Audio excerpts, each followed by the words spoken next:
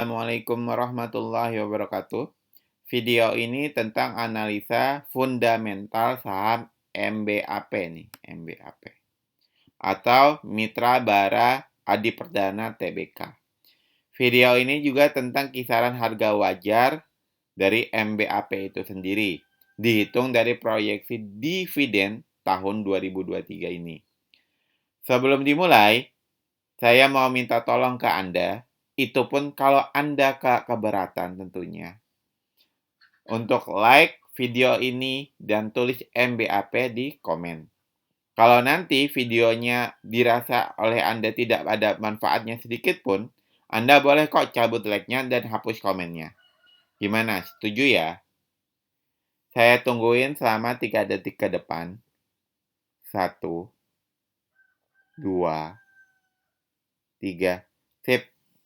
Makin banyak yang like, makin banyak yang komen, saya jadi tahu berapa banyak jumlah orang nyata yang nonton video saya ini. Dan dari hati saya yang terdalam, saya ucapkan terima kasih. Ngomong-ngomong, saya punya 3 bocoran saham yang statusnya saya beri status layak invest. Ya. Kenapa layak invest? Ya, saya beri status layak invest ini karena 3 faktor pentingnya terpenuhi semua. Ya. Faktor pertama, fundamentalnya mewah. Terus, valuasinya juga murah. Ya, valuasinya murah. Terus, prospeknya juga ke depannya kelihatan cerah. Jadi, karena tiga-tiganya ini terpenuhi, maka saya berikan status layak invest. Bocoran sahamnya bisa Anda akses lewat link yang saya taruh di deskripsi.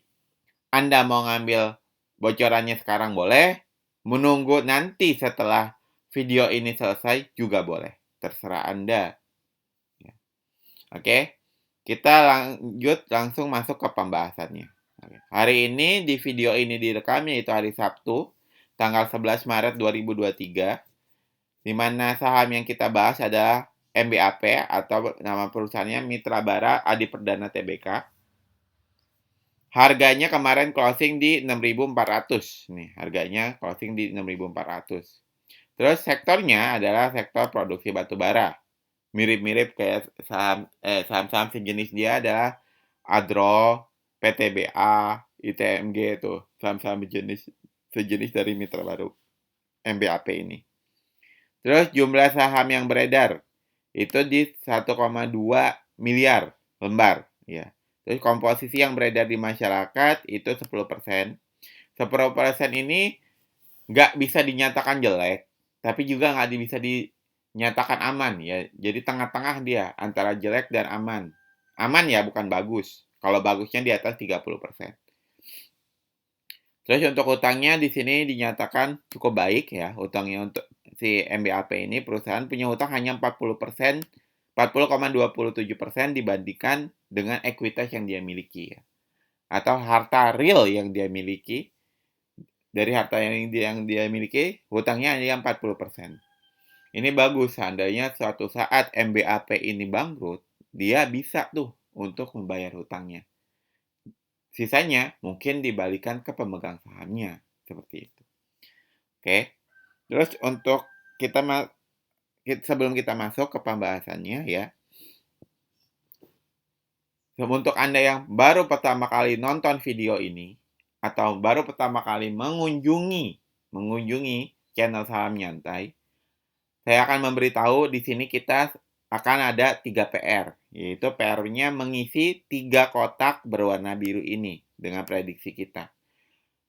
1, 2, 3 ya. Ketika kotak-kotak biru ini terisi, ya. Ketika kotak-kotak biru ini terisi, maka kotak kuning ini ya akan terisi nih, kotak-kotak kuning seluruhnya ini akan terisi otomatis. Ya. Nah, di sini untuk mengisinya kita akan bahas per topik. Topiknya ada 3, yaitu ekuitas, laba, dan dividen. Sekarang kita masuk topik ekuitas. Kuartal 3 2019 ke kuartal 4 2019, dia turun 1,9%. Ya. Antara kuartal tuh, dari kuartal 3 ke kuartal 4, dia turun 1,9%. Kuartal 3 2020 ke kuartal 4 2020, dia turun 4%. Ya, turun lagi nih. Udah kemarinnya turun 1,9%, sekarang turun lagi 4%. Seperti itu ya. Terus tahun 2021, kuartal 3 ke kuartal 4-nya ternyata naik 35%. Nah, itu dari kuartal per kuartal. Di tahun 2021 dia terjadi kenaikan, di mana tahun-tahun sebelumnya terjadi penurunan nih di kuartal 4-nya. Nah, di tahun 2021 ternyata MBAP terjadi kenaikan. Lalu di tahun 2022 ini, karena per video ini dibuat kuartal 4-nya, laporan kuartal 4-nya belum keluar, kita harus memprediksinya berapa ya. Di sini dia bakalan naik ataupun turun. Nah, sebelum kita bisa menentukan naik atau turun, kita lihat perubahan per tahunnya dulu ya. Dari kuartal 3 2019 ke kuartal 3 2020, dia turun. Lagi turun nih. Terus di tahun kuartal 3 2021 ternyata dia naik 4%. Ya, kuartal 3-nya di 2021 terjadi kenaikan 4%. Nah, di tahun ini, di kuartal 3 tahun ini, yaitu tahun 2022, dia terjadi kenaikan 67%. Nah, kita lihat riwayatnya tahun 2021, tahun kuartal 4-nya terjadi kenaikan. Karena di kuartal 3-nya trennya lagi menaik. Lagi naik nih trennya, tren ekuitasnya. Nah, di tahun 2022, cara logisnya, karena ini lagi tren kenaikan dan kenaikannya besar, di sini juga kemungkinan akan naik. Ya. Kemungkinan akan naik. Naiknya berapa? Nah, sekarang kita berpikir logis lagi. Harga batu bara sedang terjadi penurunan, tidak sebesar di tahun-tahun kemarin. Ya, saat ini. Di akhir tahun 2022 pun terjadi penurunan, walaupun penurunan tidak signifikan. Apakah mungkin dia akan naik sebesar 35% lagi di kuartal 4-nya? Menurut saya agak susah ya, agak susah untuk naik 35% lagi. Lalu berapa? Nah, kita nyari aman aja, nyari aman, yaitu kita menggunakan angka confident, yaitu menggunakan angka rata-ratanya saja, yaitu 9,5%. Kalau nyari aman kenapa nggak penurunan? Nggak diturunin aja 4% atau 1,9%? Karena trennya lagi naik. Ingat, trennya lagi naik. Tren lagi naik, kemungkinan ekuitasnya juga akan naik gitu ya. Masa beda satu kuartal turun ya kan? Padahal tahun sebelumnya naik loh gitu. Jadi trennya lagi naik di kuartal 3. Nah, di sini kemungkinan juga akan naik. Maka di sini saya memberikan di 9,5%. Atau mengikuti angka rata-ratanya saja. Secara logikanya gitu. Kenapa saya juga menyebutkan ini akan naik ya?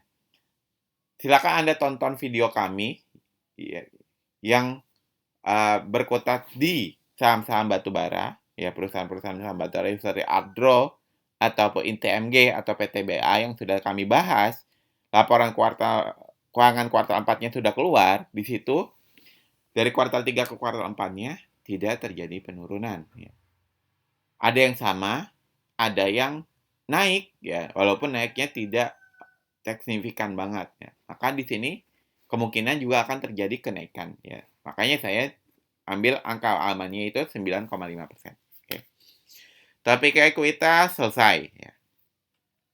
Jadi ekuitas di kuartal 4 2022 kemungkinan di 3,8 triliun rupiah. Lalu kita ke topik kedua yaitu laba ya. Nah, berbeda dengan pembahasan yang tadi di mana saya langsung kuartal 3 ke kuartal 4 dulu. Karena di sini ada tren penurunan di 2 tahun 2019 dan 2020, maka di sini di laba saya akan membahas dari tahun ke tahun dulu. Kenapa? Karena emang tidak ada perubahan tren nih. Emang sedang terjadi kenaikan terus labanya. Oke. Tahun 2019 kuartal 3 ke kuartal 4 kuartal 3 2019 ke kuartal 3 2020 terjadi kenaikan 2%. Ke kuartal 3 2021-nya lagi kenaikan 84%.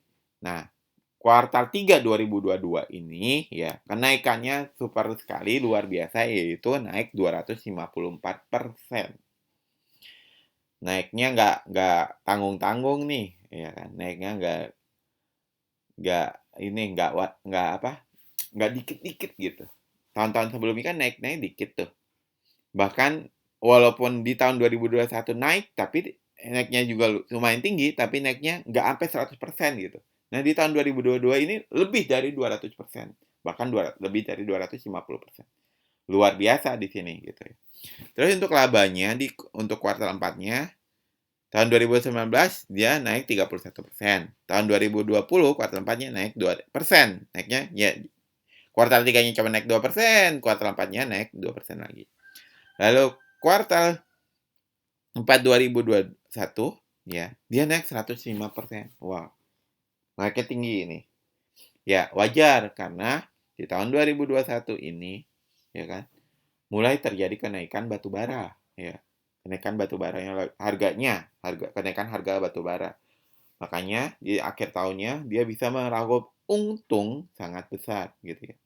Nah, tahun ini berapa nih? Nah, dengan terjadinya penurunan tren harga batu bara, penurunan tren harga batu bara, maka laba MBAP berapa? Ya kan?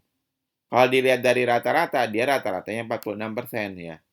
Kalau dilihat dari tahun sebelumnya, ya, tahun sebelumnya, mungkinkah akan naik 105%? Menurut saya ya nggak mungkin juga sih, secara logikanya harga batu bara lagi turun, ya kan? Harga batu bara lagi turun. Tadinya udah naik 254%, kalau dia naik 100% lagi, wah itu kan sementara kayak dia naik hampir 500% gitu ya. Karena 254 kali 2 ya 500%-an gitu ya. Terus berapa ya? Berapa? Seoptimis saya akan memasukkan 46%. Seoptimisnya saya. Kenapa? Karena terjadi penurunan harga batu bara ya. Tapi saya nggak mau terlalu optimis 46%. Saya ambil, ya mungkin dia perubahannya sama kayak sebelum pandemi, yaitu 31%. Maka di sini saya masukkan di 31% saja. Kenapa? Ya, saya berpikirnya gini. Iya, batu bara lagi turun mulai dari kuartal 4 kemarin, ya, tahun 2022. Lagi turun harganya. Tapi ya nggak naik 2% doang dong, ya kan. Toh penurunannya belum terlalu drastis di akhir tahun kemarin, baru awal-awal tahun ini kan yang penurunannya cukup drastis. Maka di sini kemungkinan masuk di 31%, gitu ya. Nah, sekarang kita masuk topik ketiga yang paling penting. Karena kan topik ini akan menentukan harga murah, wajar, mahal, dan ya, dan dividen yield-nya ya. Berapa sih dividen yang akan Anda terima ya gitu ya. Kita lihat di sini. Dia punya keuntungan 400. Ya, tahun 2019 dia punya keuntungan 400. Dia bagiin Rp161 atau setara dengan 40% dari keuntungannya. Ya. Tahun 2020 dia punya keuntungan 316 rupiah. Dia bagiinnya 473. Wah, dia punya keuntungan besar. Segini. Cukup besar sih ya. Nggak sebesar tahun 2019. Lumayan. Dia punya keuntungan 316. Kok dia nggak bagiannya 407 juga? Dia nggak bagiin 131%. Ini kita patut curiga, kenapa dia bisa nggak bagiin sebesar itu gitu. Dari mana uangnya? Nah, kalau kita lihat di sini, di tahun 2020, kuartal 4-nya terjadi penurunan 4%. Nah, logikanya sangat masuk ketika kita berkata, ya iya dia bagiin 131%. Dia punya duit dari mana? Ya dia ngerelain ekuitasnya berkurang 4%. Ya. Jadi dia ngebagiin lebih dari 100% karena dia ngerelain, saya relain nih, perusahaan ngerelain nih 4%. Bagi-bagi deh ke para investor. Seperti itu. Terus untuk tahun 2021, dia punya laba di 1.170, dia ngebagiin 861 atau 74%. Ya. Di tahun 2022 ini ya, dia punya keuntungan 2.642 ya. Prediksinya dia punya keuntungan di 2.642. Dan sekarang dia udah ngebagi ini interim di 1.030. Interimnya udah dibagi ini 1.030. Pertanyaan berapa di sini gitu ya. Apakah 40%? Coba kita masukkan 40%. Ya. Kalau kita masukkan 40%, jomplang banget dari 1.000 ke 1.030. Kenapa saya bilang jomplang? Nanti saya jelaskan ya. Terus kalau kita masukkan, coba kita masukkan kayak tahun kemarin 74% misalnya. Nah, ini nggak terlalu jomplang ya. Ini nggak terlalu jomplang ya. Masih dari 1.000 ke 925 ya. Nggak terlalu jomplang ya. Nah, agak wajar. Atau ya kita ambil angka yang 50% kayak perusahaan-perusahaan. Perusahaan-perusahaan kan bagi 50-50 tuh. Antara perusahaan 50, pemegang saham 50. Banyak perusahaan yang nggak mau ribet, ngitungnya ya begitu saja gitu. Kalau 50%, nah saya rasa untuk kalau 50% dia masih sedikit jomplang ya. Jomplang dari 1.000 ke 291. Nah, sekarang saya jelaskan kenapa saya sebutkan jomplang gitu ya. Menurut riwayat nih, riwayat dividennya MBAP ya. Nih, lihat di tahun 2021 ya. Laba 2021. Interimnya lebih kecil dibandingkan finalnya. Lebih kecil. Nih. Ya. Lebih kecil. Interimnya lebih kecil. Dan itu sekitar 50%, 60%-an. Ya. Interimnya 60% daripada finalnya. Oke. Di tahun 2021. Nah, di sini yang saya mau bilang agak jomplang tuh gimana? Kenapa? Ya. Nih, di tahun 2021 ya. Di tahun 2020, sorry, ini kan dibagi di tanggal 4 Juni 2021, berarti ini adalah laba di tahun 2020. Nah, laba tahun 2020 ya, interimnya ini lebih besar dibandingkan finalnya. Dan ini ya, walaupun lebih besar, kita bisa lihat ya, interimnya ya. Finalnya itu 115 ya, 115. Itu saya sebut ya, itu sekitar 35% ya, 35% dibandingkan dengan interimnya ya. 35% ya. 35%. Kita lihat yang tahun 2019. Tahun 2019 ya, interimnya juga lebih besar. Finalnya dibagi 59 atau sekitar 50% sampai 60% dibandingkan interimnya ya. 55% lah gitu. Seperti itu. Nah, berkaca dari 4 tahun terakhir ini, 3 tahun terakhir ini, ya kan, 3 tahun dari 2019 sampai 2021, ya, MBAP, ya, jarak antara angka interim dan angka finalnya terpaut 35 sampai, ya, 35 sampai 50%, ya. Kalau kita masukkan 50 di sini, ya, itu terpautnya, ini kan 300 ya kan. Itu 30% kurang gitu. 30% kurang. Maka logisnya kalau berkaca dari 4 tahun terakhir, kemungkinan dia bagian antara 55 ya, 55 sampai 60%. Itu logisnya. Saya mau optimisnya aja. Optimisnya sekitar 60%-an lah dia ngebagiin lagi. Atau nanti dividen yang akan dibagikan sekitar 555. Seperti itu. Dengan kata lain, dividen yield-nya yang akan dibagikan di sekitar 8,7%. Ya.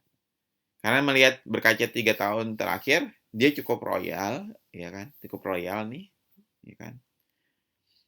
Kemudian untuk harga murahnya dia udah kelewat 13%, harga wajarnya dia udah kelewat 30%, harga wajarnya dia masih berpotensi naik ke 30% lagi, harga mahalnya berpotensi naik 74%, ya. 74%. Ya. Nah, kemudian ya, apakah dia akan naik ke harga mahal? Kita lihat dari harga rata-rata saat ini. Ya. Maaf, saya izin scroll sebentar ke bawah. Nah, di sini ada book value, harga rata-rata, dan PBV ya. Nah, PBV-nya, ya, PBV-nya di tahun 2022 ini terjadi kenaikan di 2,16 dengan harga rata-rata saham di 6.253. Saat ini 6.400 ya. Apakah dia akan naik ke 11%? Saya rasa agak sulit untuk naik ke harga mahalnya. Tapi untuk ke harga wajarnya mungkin saja terjadi. Mungkin banget terjadi. Seperti itu. Oke, ada yang mungkin Anda bilang, "Coba Gan, labanya ambil yang 2% saja." Ya, harganya labanya kenaikannya ambil yang 2% aja. Oke, kita ambil yang 2% saja. Nah, kalau 2% terus dia bagiin 60%, ya ininya aja nggak masuk logika, nggak masuk logika yang tadi secara riwayat. Ini kan kalau segini dia cuma 20% dibandingkan dengan dividen interimnya gitu ya. Ya, selama ini aja dia dibagiin 3 tahun terakhir ini aja dia bagiin 35% sampai 55% ya. Nggak masuk nih. Ya. Coba kita masukkan di 74 misal ya. 74 ya masih masuk lah. Hampir 40% lah ya, 40 hampir 50% dia masih masuk nih. Masih masuk, sangat masuk. Atau kita masukin 70% saja lah di sini ya. Nah, masuk nih logikanya. Ya, logikanya masih masuk kalau dia bagiin di 70%. Karena di riwayatnya adalah interim dan final itu keceknya di 35 sampai 55%. Di 4.100 ini dibandingkan 1.030 ya, itu di 40%-an ya. Itu masih masuk logika. Maka kalau pun dia cuman kenaikan labanya hanya 2%, ya, hanya 2% di kuartal 4 2022, terus dia ngebagiin di 70%, itu masuk logikanya, ya. Masuk logikanya. Dan harga wajarnya memang sudah terlewat 4% nih, harga wajar. Apakah akan masuk ke harga mahal? Mungkin saja, ya, mungkin saja. Karena menurut riwayat pun, MBAP pernah di 8 ribuan, gitu, seperti itu. Oke. Saya simpulkan ya. Untuk komposisi masyarakatnya, MBAP itu nggak terlalu nggak jelek ya, tapi nggak bagus-bagus amat. Mungkin di angka aman-amannya saja ya. Untuk hutangnya cukup bagus, secara hutang dia cukup bagus. Jadi keuangannya MBAP ini cukup bagus karena hutangnya hanya 40%. Secara ekuitas ya, 2 tahun terakhir ini terjadi kenaikan ekuitas yang sangat-sangat bagus ya, sangat-sangat bagus. Ya. Secara laba juga terjadi kenaikan laba yang cukup signifikan ya, karena kenaikan harga batu bara tersebut. Terus untuk rutin bagian dividen dia rutin dan lebih sering ya 2 kali dia ngebagiin ya. 3 tahun terakhir ini dia selalu bagiin 2 kali, ada interim ada final ya. Jadi dia sangat rutin untuk ngebagiin dividen. Terus untuk kestabilan DPR, ya di sini saya nyatakan MBAP nggak terlalu stabil nih DPR-nya. Terkadang 40%, terkadang dia lebih tinggi daripada IPS-nya, ngebagiin DPS-nya. Terkadang dia hanya 70%-an. Jadi dia kurang stabil nih menurut saya untuk memberikan dividen. Jadi kita untuk memprediksi pun ya kita agak sedikit kesulitan ya. Walaupun kalau kita membaca dengan cara logikanya, dia bagiinnya berapa menurut riwayat sebelum-sebelumnya. Bagaimana perbandingan interim dan finalnya kita bisa menemukan di angka 70%. Oke. Terus prospek ke depannya MBAP masih bagus, masih bertahan di angka 4.000 sampai 8.000-an ya. Walaupun Anda masuk sekarang pun ya harga wajarnya memang sudah terlewat 4%. Ya. secara keseluruhan ya, MBAP saya nyatakan ya cukup bagus untuk diinvestasikan. Tapi tergantung dengan money management Anda masing-masing. Ingat sekali lagi ini hanyalah, eee, hasil perhitungan saya, hasil analisa saya yang saya share ke Anda. Nanti bagaimana MBAP-nya ke depannya kita lihat lagi di ketika laporan keuangan kuartal 4-nya sudah keluar, seperti itu ya. Oke, sebagai penutup dan pengingat, sebagai penutupnya adalah silakan cabut subscribe Anda dan like Anda yang Anda taruh sebelumnya kalau Anda rasa video ini nggak ada manfaatnya sedikit pun untuk Anda. Terus untuk sebagai pengingatnya, jangan lupa akses bocoran 3 saham yang layak invest lewat link yang sudah saya taruh di deskripsi. Saya harap semoga video ini bermanfaat, memberikan manfaat untuk Anda. Anda bisa share juga video ini ke teman-teman Anda yang memang gaya investasinya sama dengan Anda agar bisa mendapatkan manfaat dari video ini. Terima kasih sudah menonton hingga sekarang. Wassalamualaikum warahmatullahi wabarakatuh.